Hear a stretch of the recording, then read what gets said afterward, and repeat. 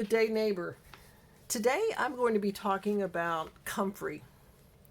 Some people enjoy to plant this in their yard as a border plant, and some just like to put it in different flower beds. Well, let's talk about what it likes and where it likes to be. It enjoys well-drained soil, a loamy soil, something loose for the roots to search for more nutrients. It will grow in partial shade to full sun. Now, what I do is if I have an area that gets a lot of direct hot sun in the summer, I plant it to where it will get its sun, but in the afternoon when it's so hot, it gets shade. During the winter, the plants become dormant. People have asked me if this is easy to grow. It is easy to grow. It does tend to spread if not well managed. Extreme spread. If you don't watch it, it can take over. Before you know it, in a couple of years, you have 10 times what you thought you had. Now, what zones does it like to grow in best? Zones 3 to 9. So that's a pretty big area. Again, this can become invasive if you don't watch it. It has a deep root system and it's self-seeding. So before you know it, if you don't watch it, it's going to self-seed, go dormant, and then you have twice or 3 times as much as you did before. It's not a bad thing in some cases. Some people want to have it spread. I would give it plenty of room to go ahead and spread if you would like it. A lot of people on homesteads have animals, dogs, cats. So what about comfrey around dogs? I've read and done research, and it did say it's toxic to dogs, and you wouldn't want cats around it. They should not eat it or lick it. It can be toxic.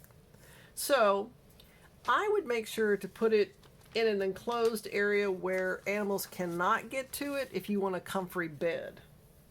If you have a greenhouse and the dogs or animals never go in there, you could have it in there. So you can do a lot of things with comfrey.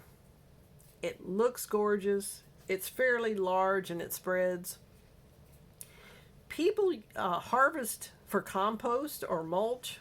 Sometimes they just take off some of the leaves excuse me, that have died and just lay it down in their garden. And it becomes mulch, and it's wonderful for the plants.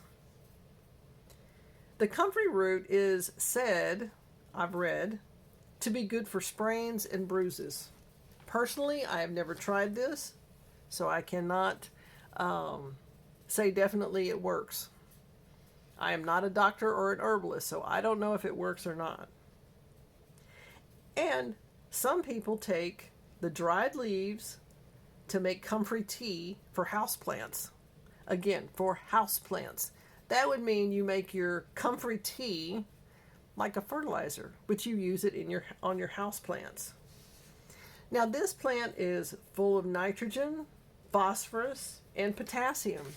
That's why it's so great for the garden, and it's a great natural fertilizer. Now, are there any bugs that attack comfrey? Well, slugs. You can try a couple of things to deter the slugs from getting on your comfrey. You can put coffee grounds around there. They hate caffeine. Slugs don't like caffeine. You can try that and see if it works. I've done it in the past. I still get some slugs on there, but not as many. Well, I hope you enjoyed this video today, and think about growing comfrey in a safe area in your garden or pasture or pot. You can grow it in a pot. It has to be a very large pot. Again, I welcome my subscribers back, and I welcome my new subscribers to the video. If you enjoyed this video, please give me a thumbs up.